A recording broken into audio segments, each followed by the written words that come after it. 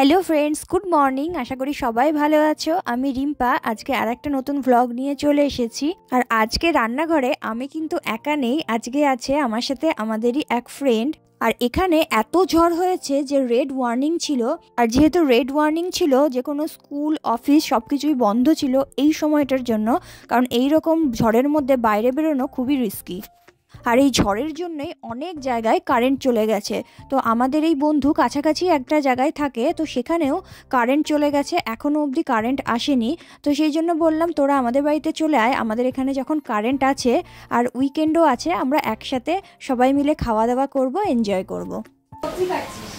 আমি মাছ ছাড়াচ্ছি, তুই পেঁয়াজ রান্না হয়ে গেল, আমি মাছ ছাড়াচ্ছি, ওটা তো তোর রান্নাও হয়ে যাবে, তখন আমি মাছই ছাড়াবো।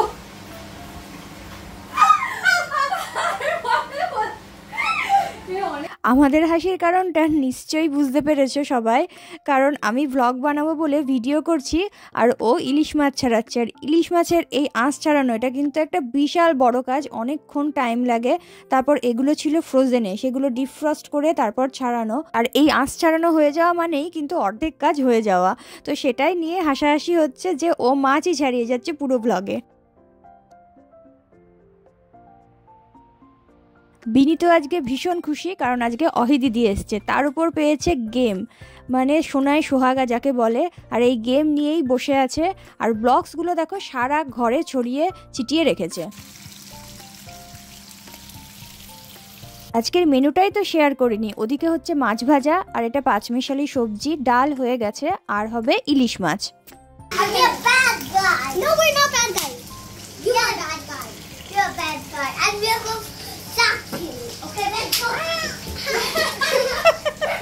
আমি একা করলে এত রান্না এত তাড়াতাড়ি কখনোই হতো না, বিশেষ করে মাছের আঁশ ছাড়ানো।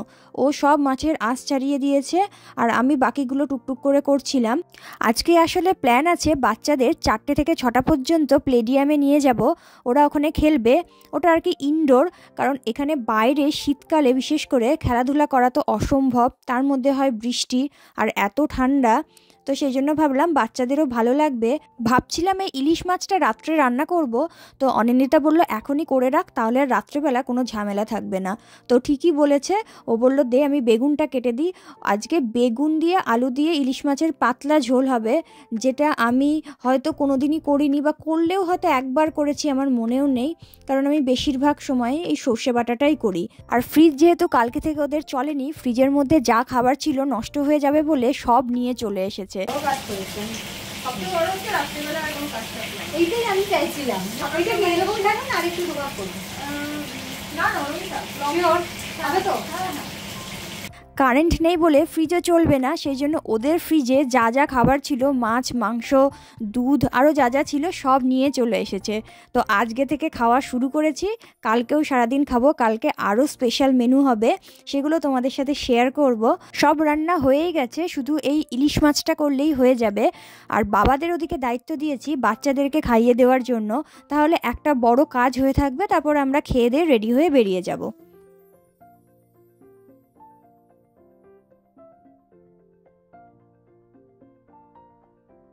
এইভাবে গল্প করতে করতে রান্না করলে কিন্তু যে কোনো কাজ, শুধু রান্না নয়, গল্প করতে করতে করলে মনে হয় যেন চোখের নিমেষে হয়ে গেল। আর একা একা করতে থাকলে খুবই বোরিং লাগে, সেই জন্যই তো আজকে এতগুলো পদ যেন মনে হলো চোখের নিমেষেই হয়ে গেল দুজন মিলে।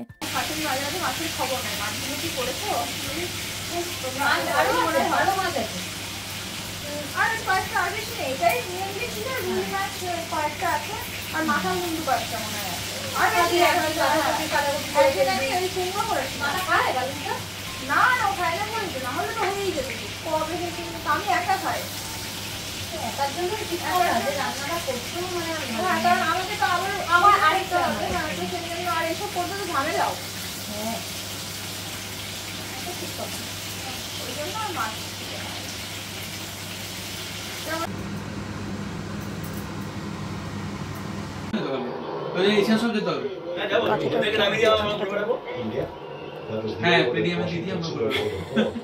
ওর মুখ ওটাকে মুখে আছে, মুখে আছে। বাচ্চাদের খাওয়া ওদিকে হয়ে যাবে, আর এইদিকে গরম করছে ও। কালকের কিছু তরকারি ছিল, ভেন্ডির তরকারি অল্প অল্প করে সব একটু একটু ছিল, সেগুলোই আর কি গরম করে নিচ্ছে। আর এই ফাঁকে এদিকে এই ইলিশ মাছটাও হয়ে যাবে। তো কড়াইয়ে শুকনো লঙ্কা আর কালো জিরে ফোড়ন দিয়ে ভেজে রাখা এই বেগুন আর আলুটা দিয়ে দিয়েছি। তারপর অল্প নুন হলুদ দিয়ে জল দিয়ে এটাকে ফুটিয়ে নিয়ে মাছগুলো দিয়ে দিয়েছি। আর উপরে এই কাঁচা লঙ্কাগুলো চিড়ে দিয়েছি অল্প একটু ঝাল হওয়ার জন্য, কারণ বেশি ঝাল হলে আমি নিজেই খেতে পারবো না। তোরা নে, আমরা খেয়েছি, আমি নেবো না। আমার খাইতে আছে, ও তো খাই, ও তো খেয়েওছে, তোরা নে, তো খেয়েছো। আর একটু ঢাকনা দিয়ে দিতে আছে। এদিকে একটু একটু করে কিন্তু অনেকগুলো পদ হয়ে গেছে।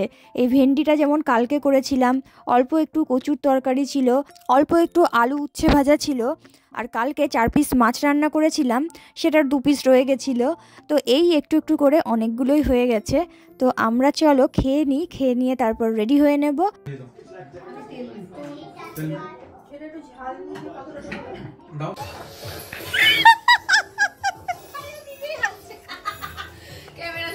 হয়ে গেছে, লোকে ন্যাচারাল করে, ওই যে হয়ে গেছে, ওটা রেডি হয়ে। আমাদের আর এক গুজরাটি বন্ধু পাশে থাকে, তো ওদেরকেও রাতে আসতে বলেছিলাম। আর সব বাচ্চার জন্য ওরা একটা করে টুপি কিনে এনেছে। টুপিগুলো খুব সুন্দর, কান দুটো খাড়া হয়ে যায়। বাবা পড়তে হবে।